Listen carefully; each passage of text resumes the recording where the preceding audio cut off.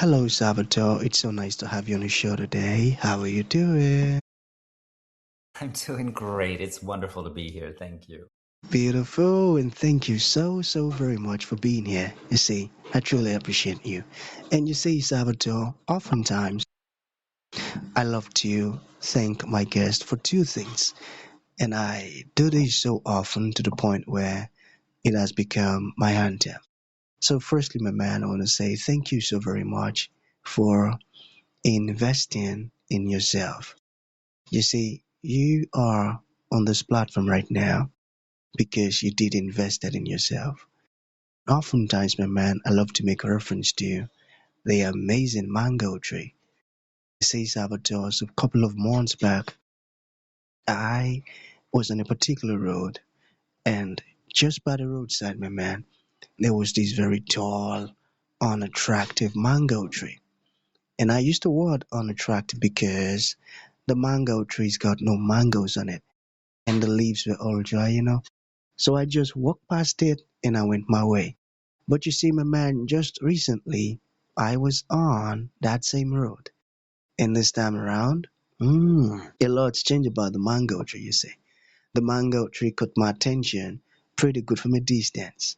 And immediately I got the urge to move so close to it, of which I did. And it wowed me. Because now the mango tree's got a lot of mangoes on it, beautiful green leaves and healthy branches. And not just mangoes now, Salvatore. I'm talking about ripe mangoes. It was such a lovely experience that day, and I was so excited. Here is my point.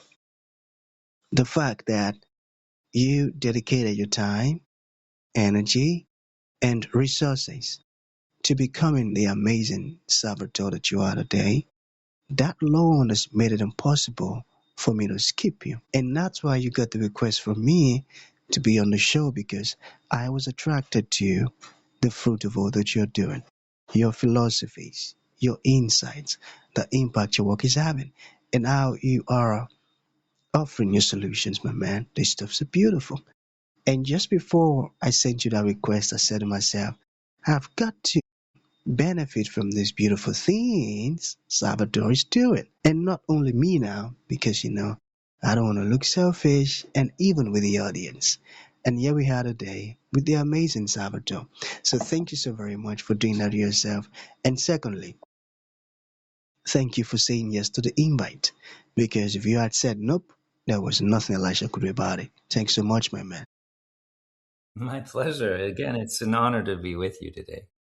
Beautiful. Thank you. So let's get started, Salvatore. You see, I am quite excited to have you on the show today for some reasons. Firstly, my interest in knowledge seeking. I believe in order for one to transition from a terrible situation to that of a beautiful one, Salvatore, I believe it takes the application of knowledge, quality information. And you see, ever since I discovered that light in the Hebrew means knowledge and darkness ignorance, I've been so keen to knowledge seeking. Why? Because I do not want to remain in the dark. So that's going to make our conversation today very important to me and even to the listeners. And the second reason why I'm excited to have the incredible Sabato on the show is for the sake of the audience. You see, my man, we live in an age where information is as abundant as grains of sand. We've got lots of information flying out there. So these folks trust me for quality, eye-opening, and very important information, of which I am totally convinced, my man, that our conversation is going to be insightful and impactful.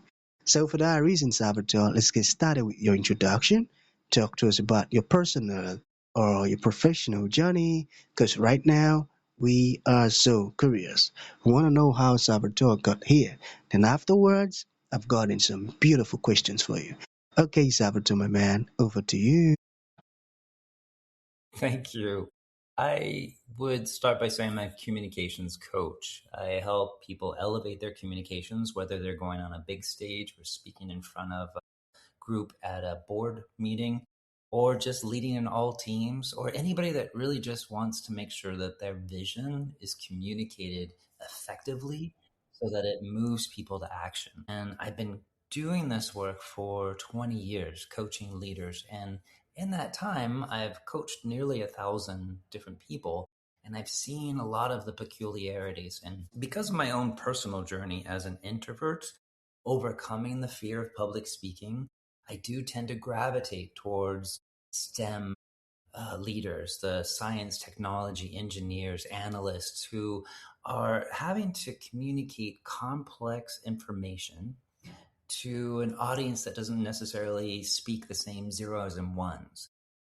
So, what I've done is I've created a book now called Clear and Compelling that offers strategies and techniques as well as frameworks to organize content, practice your delivery, and bolster one's sense of presence when they're communicating so that they can effectively communicate with others. And there's a lot to unpack there.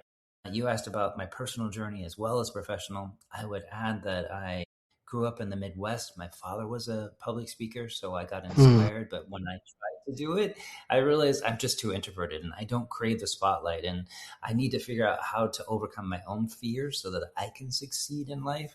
And I've been helping my other quiet leader friends along the way. Amazing. And I tell you, what you're doing is really, really important because there are some people that they've got this amazing gift, this beautiful potential, but they don't know how to communicate it. And coming Yeah. across this podcast and listening to our conversation, they would want to, add straight to your website and get your book at. Let me just benefit from this beautiful stuff Salvatore is talking about. So thank you for what you're doing because you're not just impacting individuals, you are impacting a global community of people. You're impacting Yes. generations, I tell you. This is such an important question because everyone has a moment of panic or fear that comes up when we want to communicate in front of an audience. And that moment of anxiety can trick the brain into not allowing us access to all of the important information that we want to share. One of the reasons why leaders don't get their message to stick is that they're not preparing themselves to deliver it in front of another person.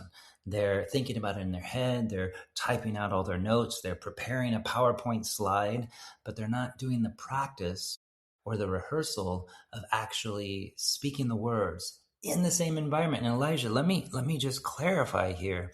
It's one thing for me to practice reading a speech. It's another thing for me to get up and do 20 jumping jacks and get my heart racing so that my body is in the same physical condition as it would be when I get on that stage. And then in that physical condition of the heart racing, then delivering my lines, then taking pretend questions, whatever it is. That is what happens when a person practices so that they can perform. Amazing, and that's a great response. I got that. So there is this part I'm so curious about. So it says, what is the HumbleBrag framework? Can you talk to us about that? Yeah, most of us are not practicing bragging. We don't practice how we're going to brag about ourselves. And the challenge here is in most organizations and most offices, when a person asks you what you do or what you're working on, we're not prepared to give a response that sufficiently speaks to the value that we're bringing. So when I use a humble brag formula, I'm using just data, not opinions or judgments. I'm just sticking with the facts. And I'm sharing I did this on this project and got this result. That's the framework. I did this activity on this project and got this result. I'll give you an example. I helped two financial advisors start a capital fund that raised $220 million, which was $100 million over their goal. Wow. Now, unpack that a little bit. It sounds really bold, but it's not really a boisterous brag. I didn't put opinions in there. I didn't put judgments in there. I just gave the data, which is how it's a humble brag. but it clearly states what I did, what the impact of that was, so that people that are listening to me can understand what I can do for them. So I recommend everybody practice a humble brag. Pick something that you've done in the last month and put it into the framework. I did X on X project and achieved X results. Practice saying that and find a place or a time in a meeting or a conversation to drop that gold and let other people see your brilliance. Amazing, and this is very interesting. But how do we use this humble brag framework without sounding self-promotional? How can I use the HumbleBrag framework without sounding self promotional? Number one, it's meant to be an update or a report in. Yes, this is the Mm, action I took on mm, the project and this is what happened. So it's not like I'm just going around and yelling, hey, everyone, look at me. I did this thing. You're actually offering as more of as sort of an update to the thing. And the second one, just to double click on it, I'm not offering judgments about it and I'm not offering opinions about it. I didn't say I helped two amateur advisors or I worked with two people that were struggling with this or I don't put judgments or opinions into the framework. I just give the facts and that prevents it from sounding self-promotional. got it. Fact, got it. More like reports and updates. I got that. Concerning your book, I am quite interested in that. And I believe the audience too are curious. So, what is the title of your book and what inspired you writing that wonderful book? Thank you for the opportunity to talk about my book. It's called Clear and Compelling. It is communication strategies for big thinkers with bold ideas. And what inspired me to do it is after 20 years of coaching, I just have so much content to share with other people, so many strategies and techniques and frameworks. I wanted to put it all in one book so that people I'm working with can take that and use it and work. And in many ways, my goal is to lift up the voices of those who don't always feel they have a seat at the table. I want to give them these strategies and tools so that they can go into any meeting, any conversation, and feel empowered to speak their truth in an authentic way using these strategies, techniques, and frameworks.